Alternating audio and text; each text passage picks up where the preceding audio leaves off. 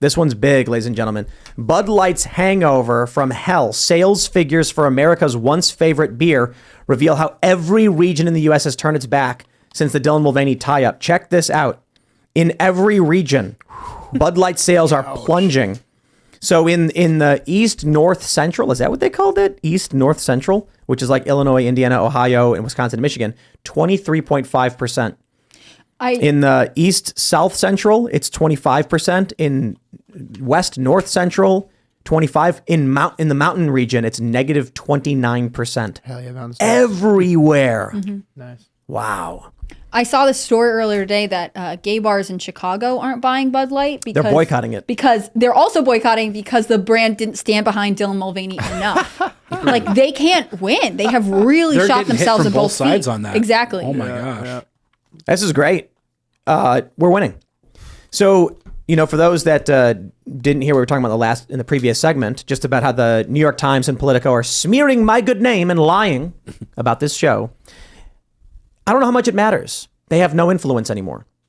I go out and people smile and wave, shake my hand, they can take pictures with me. People who watch the show, and these are urban centers.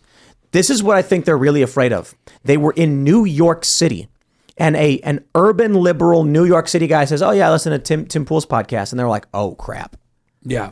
we're losing urban liberals. That's a problem." Well, and they'll be losing liberals in New York City way faster if they don't get it turned around soon, because New York City is just absolute garbage. Yeah, well, this is what I'm saying, everybody. With this story about Bud Light losing again and again and again, it's been over a month. It was April 1st that Dylan Mulvaney did this TikTok, and now May 10th, Anheuser-Busch is still spiraling because of this. So keep it up. I think we're winning. I think that the Bud Light decision right next to firing Tucker is probably one of the dumbest business decisions anybody has ever made. Well, they tried claiming it was a third-party company that did it. And they're like, oh, we don't know. It was a third-party company that did it. Yeah. But apparently, there was one writer for the Washington Post who said that Bud Light is a cash cow that's never going to grow. It is basically generic. At this point, it is so ubiquitous, it's just synonymous with beer. Take the money, accept it. But they bring in some young VP of marketing who's like, I'm going to grow this brand. Tries to find a new demographic and then nukes it into oblivion. She wanted to shed the Freddie image, she said on one podcast. It's interesting the demographic that they chose, and I'm just talking about the age. 15-year-olds? I've heard Ian talk about that a lot. It's just like if you look at the actual age group, like what exactly were they after there? And have they said anything about that? Teens, No. They're not going to. I mean, that's the thing. It reminds me of, didn't cigarette companies get in trouble at one point because they were advertising on children's toys or whatever? Well, no, they had the Camel. Joe Camel was a cartoon. Joe Camel, and it was too nice. Yeah.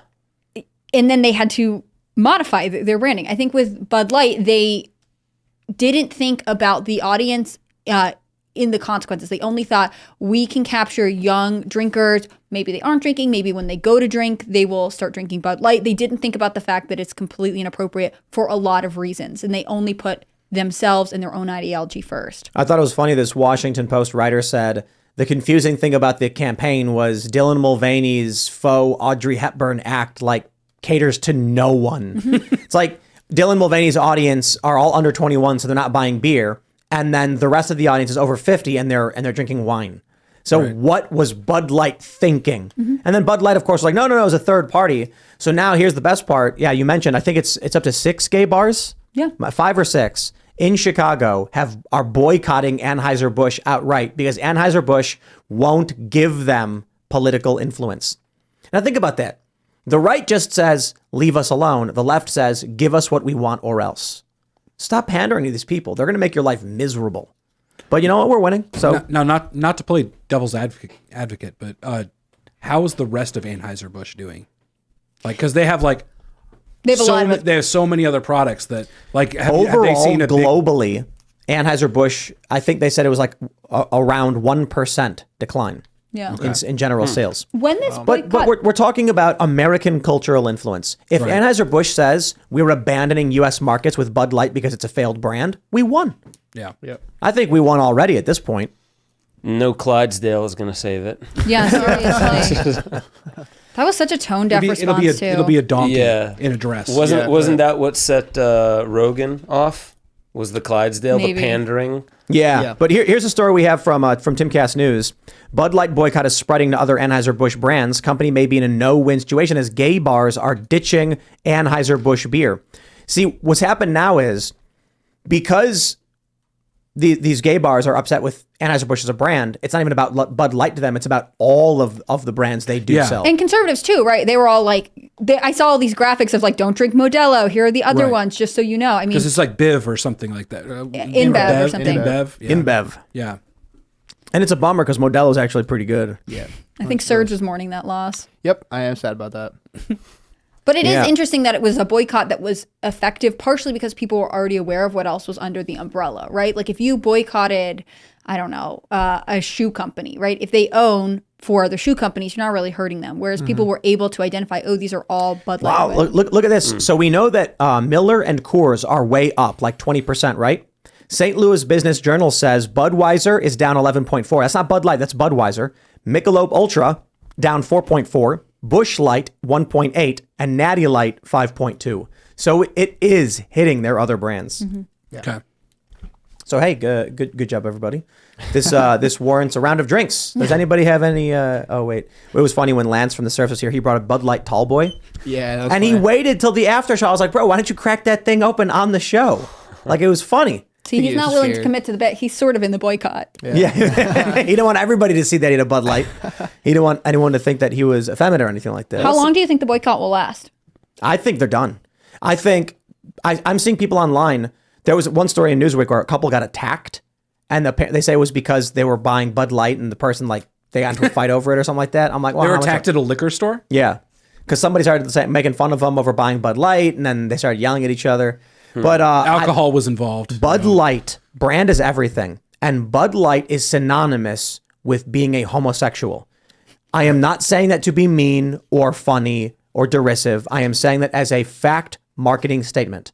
That if you, because of Dylan Mulvaney's notoriety and the backlash, it is now perceivably associating you with being a homosexual. There was a video where a cast members from the Book of Mormon crack beers in like Times Square or something and say, "Hey Dylan, like thank you so much, Bud Light, woo!" And they drink it, and I'm like, that was the last thing Bud Light wanted to happen, because they're hammering the nail into the coffin that if you drink Bud Light, you are likely an effeminate homosexual man. You're homosexual, but you're not enough of an ally. That's why the gay bars won't buy your beer. But I'm not sure that matters. I mean, look, if you're some like 38-year-old dude, 40-year-old dude at a ball game, do you want to be the one person? There was a viral video from Fenway Park where nobody would buy Bud Light. Because do you want to walk up to a chick and be like, "Hey, want a Bud Light?" Right. And she'll be like, "Are you gay?" No. And again, I'm not saying to be derisive. I'm saying the brand has associated itself with that. Because of the hyper-partisan nature of the sales of this beer, you will be perceived as being a supporter of LGBT groups, as left-wing, or as a gay man yourself if you're drinking the beer. There's a political association now with it. I feel like the only real save for them is to simply be honest.